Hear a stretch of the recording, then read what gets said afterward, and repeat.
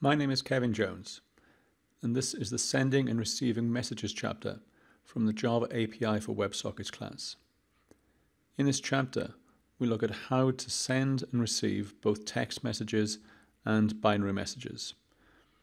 And we look at how we can write an endpoint that will broadcast messages to the clients once it's received a message from a single client. Before we actually write any code, I'd like to give you some idea of where we'll be going in this class. So we'll be writing a chat application. This will be reasonably simple, but it will show up most of the features of WebSockets. So here I have two browsers running. At the top we have Chrome and at the bottom we have Firefox. The way the application works is that a user joins a chat and then can enter messages. Once we join the chat, the user's name is broadcast to all listeners. So for example, if I go into Chrome, type in the name Alice and click on Join, that name appears in both browsers. So we can see it on the right hand side in Chrome, and we can also see it on the right hand side in Firefox.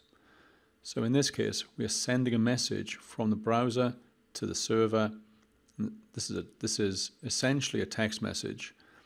The server is then broadcasting that message to all listening clients. We can see the same if I go into Firefox and type in the name Bob and click on Join here. Then again, the name is broadcast and appears in both browsers. The same is true with messages. If I go back into Chrome and go to the message window and type a message such as Hello Bob and click on Send, then the message is sent from Alice to Bob, and again the message is broadcast and appears inside both browsers. So in this module, we'll write code that does that. We'll write code that takes a message from a client and then broadcasts that message to all the listening clients.